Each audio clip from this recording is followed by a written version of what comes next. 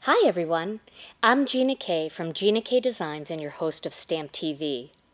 I'd like to welcome you to our release party presentation. Tonight you will get to see 6 brand new stamp sets, including the sets we debuted at the Bella Crafts Convention last weekend in Minneapolis. At any time, feel free to click on the links below this screen to play along with our contest questions, our challenge, and to see all of the stamp sets in full, along with beautiful samples created by our design team especially for you. And if you're the partying type, we have a party chat thread going strong where you can hang out with the design team from now until 9 p.m. Central Time. And the best news is, all of the products are already available in our store at ginakdesigns.com, so you don't have to wait to place your order. So sit back, relax, and enjoy tonight's release party presentation.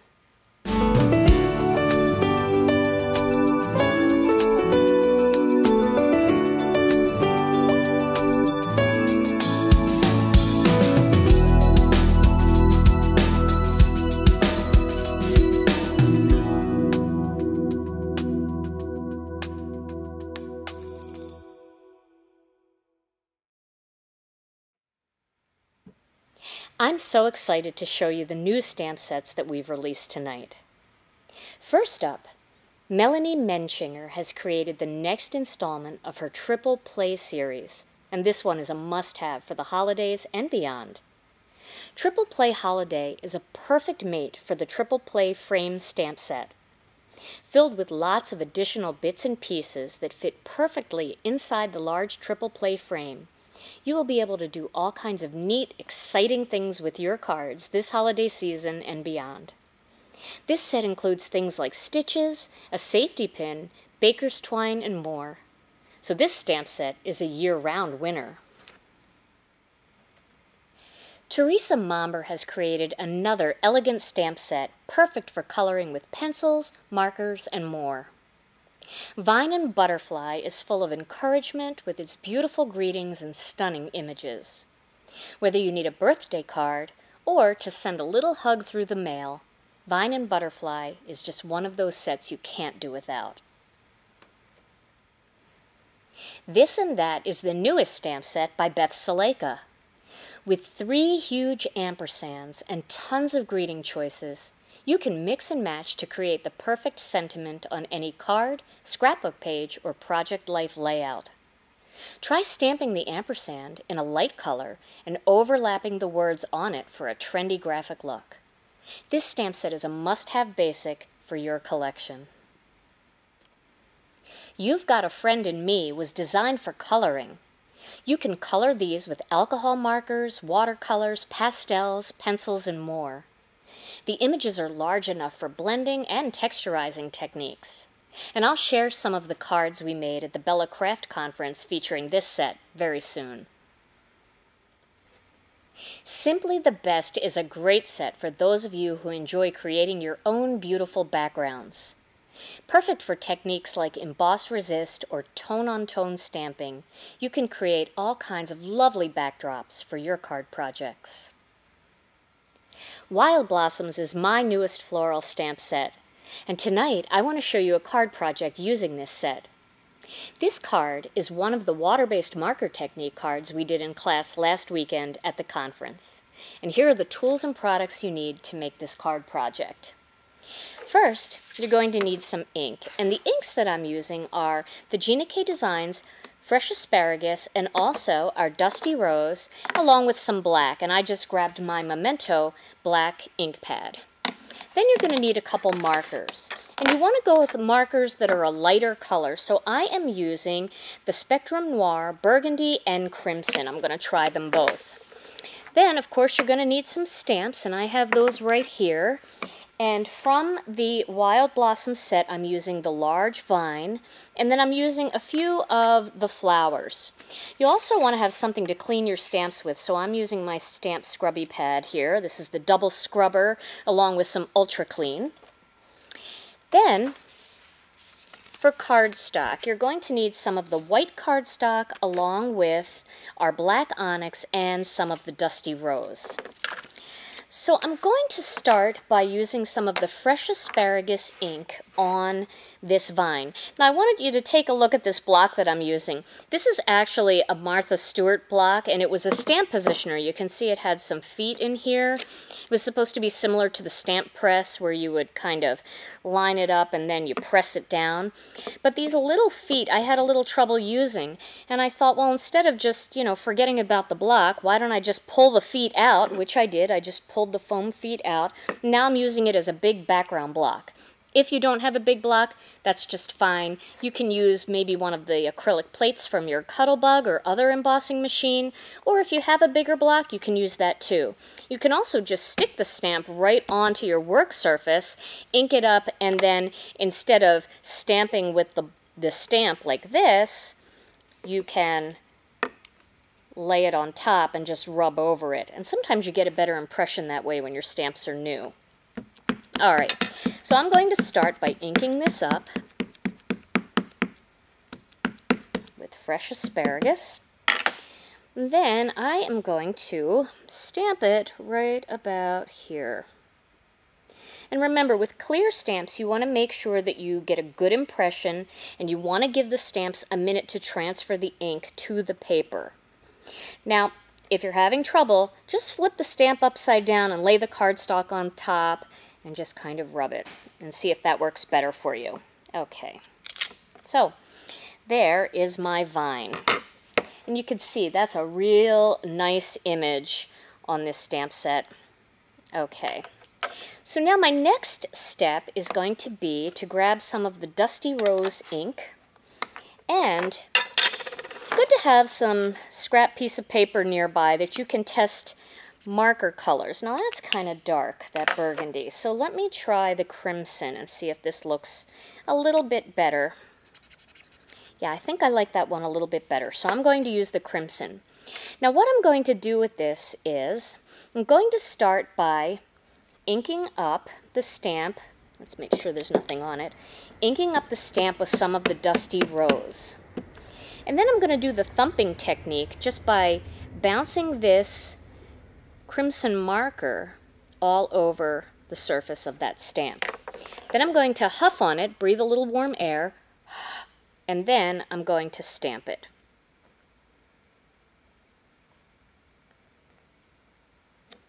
Right there. And you can see you get a multicolored image. It looks very much like watercolor. All right, I'm going to do another one, and you do want to clean your stamp in between so that you don't transfer the darker marker ink onto your lighter ink pad. And again, I'm just bouncing on that and huff. And I think I'll add one right up here. Okay, so there we go. Now I'm going to use a different style. So I'll ink this up. There are about 4 different ones that you can use in the set for this card. And this one I'm going to put right about here. Like that. It's nice to kind of have them going off of your card too. All right, we'll do another one of those down here, or maybe we'll do it right in this little loop here. You can see there are some empty stems too, so you don't have to just kind of fake it. You can put them right on those empty stems. I think I'll do that one. No, maybe I'll do that one over here. There we go. And then there's this real tiny little bud, so I'm going to do that one next.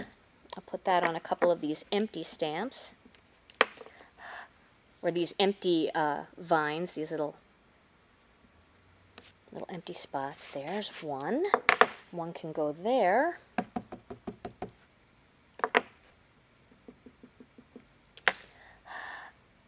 Let's see, right here. Like that. You can see how cute these are. And you can do some just plain if you want, or you can do some with just the marker if you want different colors. You can also do multicolor designs. There's really endless possibilities with this particular set. Looking pretty, huh? Kind of fun, and I saw so many beautiful options that the different students in our Bella Crafts class did. Some of them did them with markers like purple and lavender, and others did them with markers like orange and yellow. Just beautiful, beautiful colors. So you can use just markers, or you can do the ink pad part first and then thump on the marker. Okay, and this will be the last one. I think I'll put this one right here. There we go. Okay, so now I'm going to add a greeting, and the greeting I chose for my card is the birthday wishes. So I'm going to do that one using some of the Memento black ink. I'm just going to put that right down here in this little empty space right here. There. Birthday wishes. And now I'm going to assemble this little square card. And some of the students were asking me about square cards and things, and I gave a little advice for envelopes. You know, square envelopes are kind of pricey for some reason, and you really don't need to use a square envelope. What you can do is use a regular A2 envelope and just add a quarter sheet of cardstock behind the card. That will make the envelope a little more rigid, and it will hold the card in place, and these little square cards fit perfectly inside a regular envelope. Alright, so I'm going to layer that onto some black cardstock. We're really close up here, but that's okay. It's nice to be able to see all the detail. And then I have a little border here that I cut on my Silhouette. For those of you who have electronic cutters, this one is from the Silhouette store. It's just the scalloped border cut file. And I'm going to use that for this, and then I'll show you I also used Allison's ribbons on my card project that I did for Bella Crafts, so you can see what that looks like too. And so the Allison's ribbons are supposed to be back in stock for tonight's release as I'm doing the video, but by the time the video airs, if they haven't arrived, they will be back in stock within the next couple days, but I think they should be in stock. Okay. So now I'm just going to put that right there, and you can see I added a little black strip to really make that scalloped border pop. And that's pretty easy to do, so I'm going to press that right up against the edge like that. And then this whole card is going to go on top of my Dusty Rose card base. So we'll get that nice and centered. And you can take a look at my finished card project.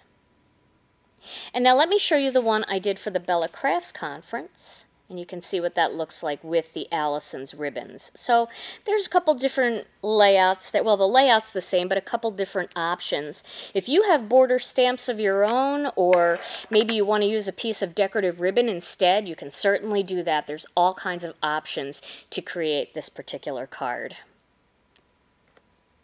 I hope you've enjoyed tonight's release party presentation. The new stamp sets are now available in our online store at GinaKDesigns.com. And we'll be showcasing the new sets in videos, tutorials, and projects for many weeks to come. And also stay tuned to Stamp TV for more Autumn Wishes Stamp TV kit cards too. Thanks so much for watching, and I'll see you back here on StampTV.com.